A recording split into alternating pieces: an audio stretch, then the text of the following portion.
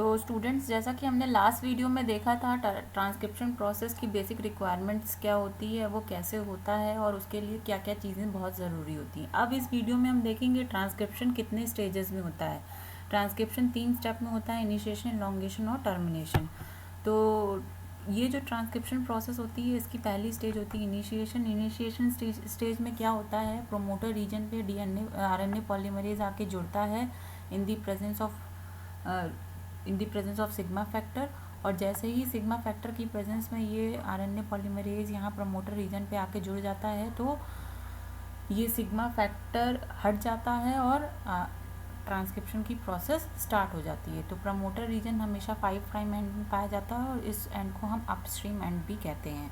तो इस upstream and पे ट्रांसक्रिप्शन इनिशिएट होती है only in the presence of initiation factor which is sigma. तो सिग्मा बहुत इंपॉर्टेंट है। जैसे ही ट्रांसक्रिप्शन प्रोसेस स्टार्ट होने लगती है, यानी इनिशिएशन स्टार्ट होती है, आरएनए पॉलीमरेज मूव करता है, तो सिग्मा फैक्टर रिमूव हो जाता है और ट्रांसक्रिप्शन प्रोसेस आरएनए पॉलीमरेज की हेल्प से स्टार्ट होने लगती है। तो ये देखिए, ये आरएनए पॉलीमरेज आपका यहाँ डीएनए में आके जुड़ गया और जैसे ये जुड़ता है तो ये क्या करता है, डबल हेलिकल स्ट्रक्चर को ओपन कर देता है। जैसे ही ये डबल हेलिकल स्ट्रक्चर डीएनए का ओपन हो जाता है तो डीएनए का एक स्ट्रैंड जो है वो यूज़ होता है, कॉपी होने लगता है, और दूसरा स्ट्रैंड नहीं यूज़ होता है। तो डीएनए ये दूसरा स्ट्रैंड नहीं यूज़ होता है, ये वो कॉपी नहीं होता है, उसमें से एक ही स्ट्रैंड यूज़ होता है। और ये आरएनए पॉलीमरेज जो पर्पल कलर का दिख रहा है, ये आरएनए पॉलीमरेज है। जैसे ही ये जुड़ा आरएनए पॉलीमरेज, इसने डबल स्ट्रैंड को ओपन कर दिया। अब जैसे ही डबल स्ट्रैंड ओपन होता है तो इलोंगेशन प्रोसेस, जो कि ट्रांसक्रिप्शन की सेकंड स्टेप है, वो स्टार्ट होने लगती है। इसमें क्या होता है, डीएनए का जो स्ट्रैंड होता है उसमें से मैसेज कॉपी होके एमआरएनए बनाने लगता है, और जो स्ट्रैंड कॉपी होता है उसको हम टेम्पलेट स्ट्रैंड कहते हैं। तो आरएनए पॉलीमरेज क्या करता है, ये जो आरएनए पॉलीमरेज पर्पल कलर का दिख रहा है, ये 5 प्राइम एंड से 3 प्राइम एंड की तरफ बढ़ता है और कॉम्प्लीमेंट्री न्यूक्लियोटाइड को जोड़ता जाता है, और जोड़ते जोड़ते एमआरएनए का फॉर्मेशन करता है। ये एमआरएनए का फॉर्मेशन करता है और ये आरएनए पॉलीमरेज जो ये पर्पल कलर का दिख रहा है, ये 5 प्राइम एंड से 3 प्राइम एंड तक मूव करता जा रहा है और इलोंगेशन प्रोसेस को कंप्लीट करता हुआ कॉम्प्लीमेंट्री न्यूक्लियोटाइड्स को ये जोड़ते हुए एमआरएनए का फॉर्मेशन करता जा रहा है। और ये कॉम्प्लीमेंट्री स्ट्रैंड जो है बेसिकली नाइट्रोजनस बेस एडेनिन के साथ यूरेसिल को पेयर कर रहा है। तो ये आपका इलोंगेशन प्रोसेस हो रहा है।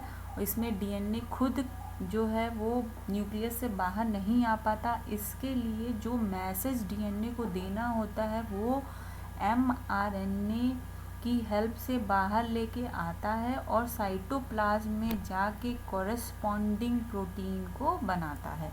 तो इस तरीके से जो भी मैसेज डीएनए को देना होता है वो न्यूक्लियस से बाहर एमआरएनए लाता है ट्रांसक्रिप्शन प्रोसेस की हेल्प से, और ये जब बाहर आ जाता है तो ये ट्रांसलेशन साइटोप्लाज्म में जाके ट्रांसलेट करके कॉरेस्पॉन्डिंग प्रोटीन को बनाता है।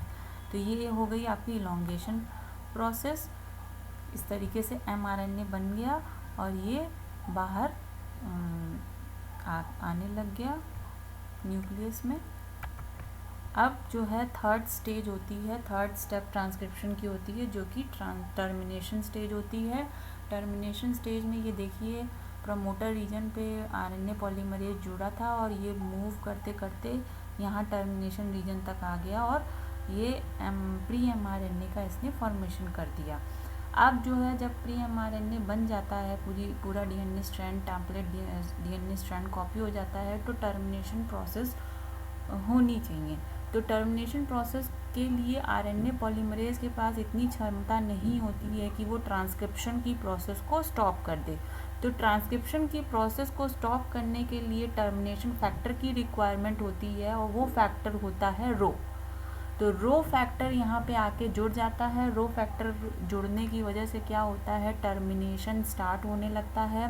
टर्मिनेशन स्टार्ट होने की वजह से ट्रांसक्रिप्शन प्रोसेस होने लगती है, और जैसे ही रो फैक्टर आके जुड़ता है तो आरएनए पॉलीमरेज यहाँ से हट जाता है, प्री एमआरएनए बन जाता है और डीएनए स्ट्रैंड अलग हो जाता है। तो ये इस तरीके से टर्मिनेशन स्टेज में तीनों चीज़ें अलग हो जाती हैं। आरएनए पॉलीमरेज अलग हो गया, ये आपका डीएनए है जिसमें प्रमोटर और टर्मिनेटर रीजन है, और ये आपका प्री एमआरएनए है जो कि अलग हो गया by the presence of rho factor, जिसने टर्मिनेशन स्टेज को पूरा किया।